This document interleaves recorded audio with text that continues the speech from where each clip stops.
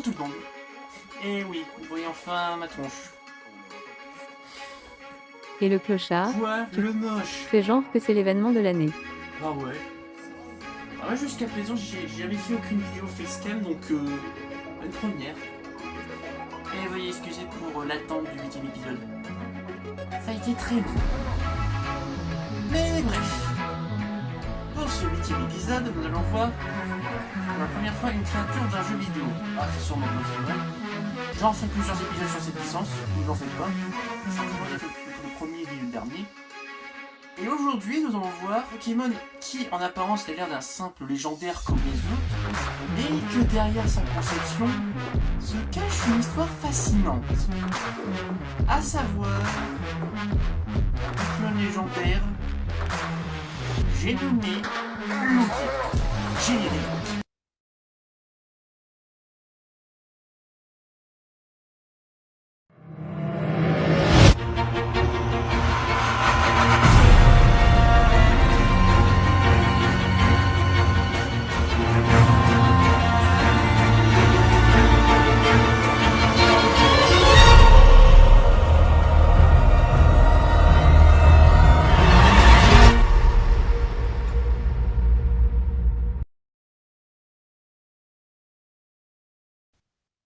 Lugia est un Pokémon légendaire de la deuxième génération.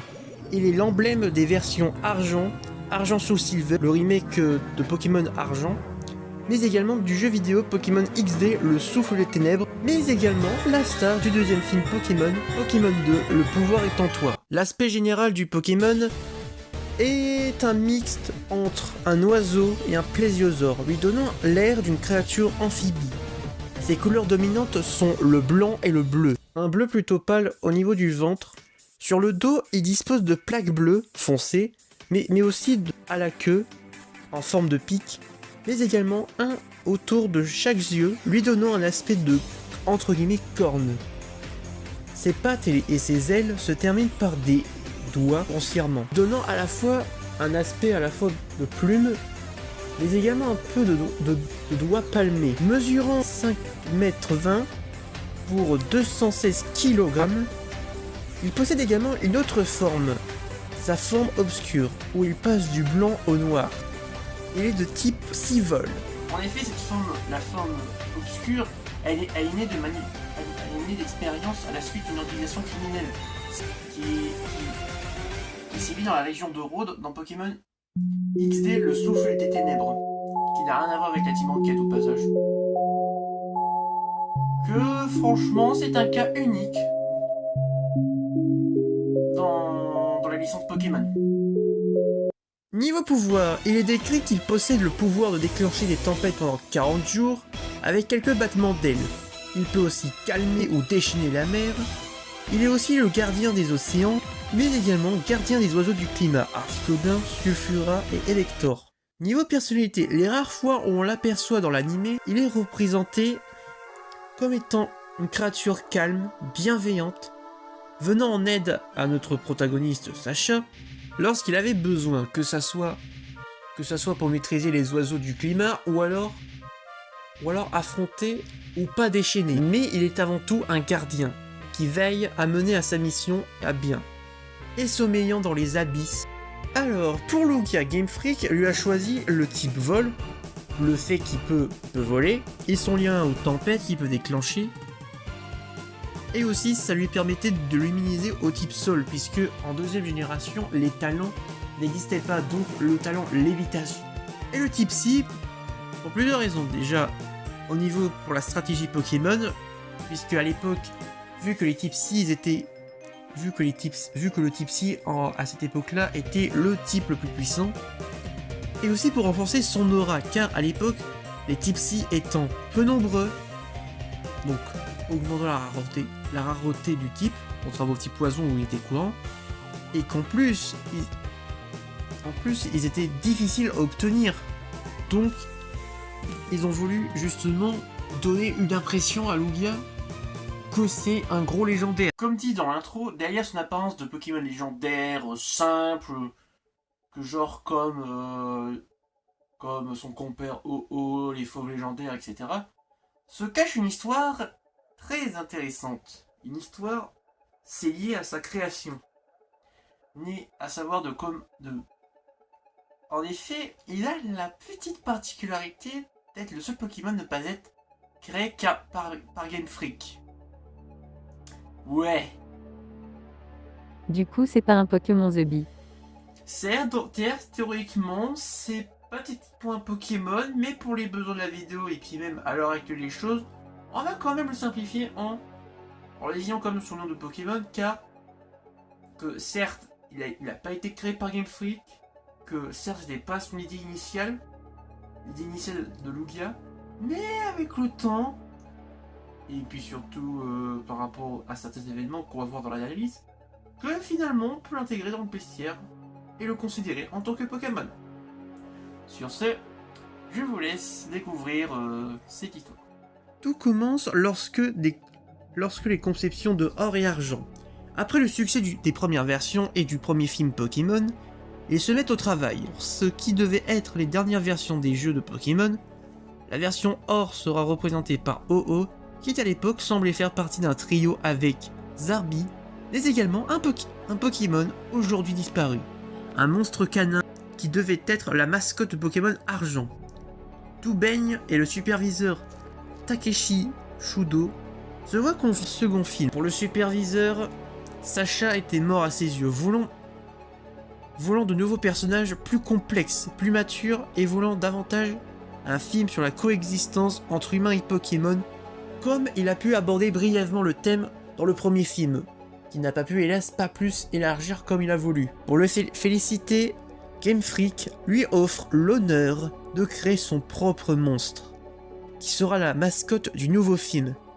Ainsi naît Lugia. Fin 1998, Shudo imagina en vue à la carte blanche une trilogie de films.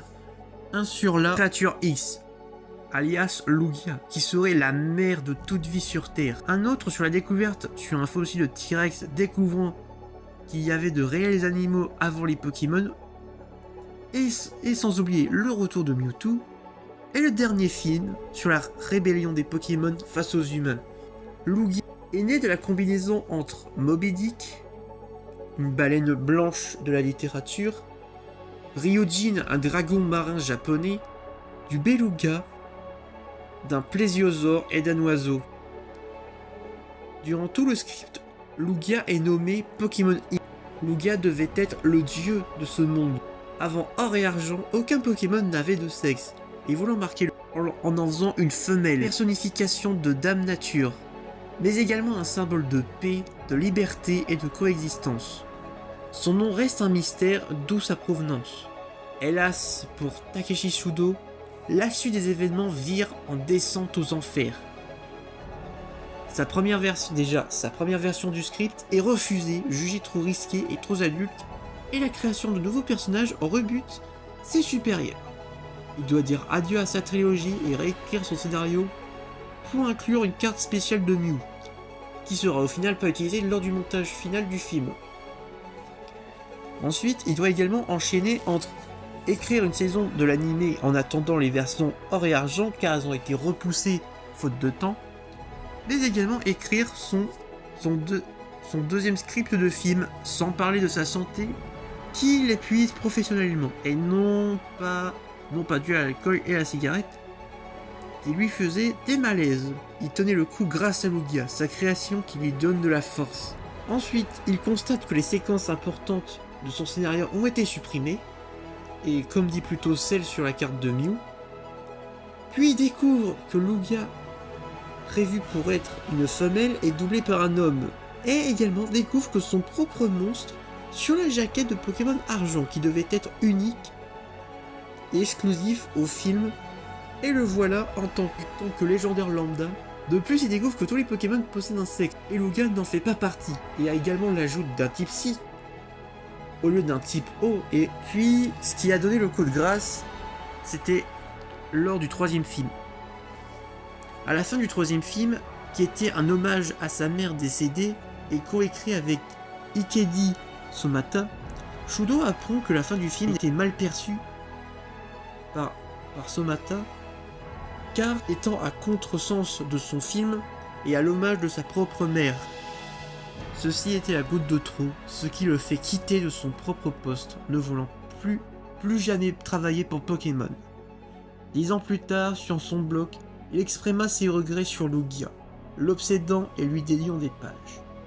Il regrette de ne pas avoir pu suffisamment protéger sa création des transformations et l'empêchant d'être prise dans la machine à fric de Pokémon.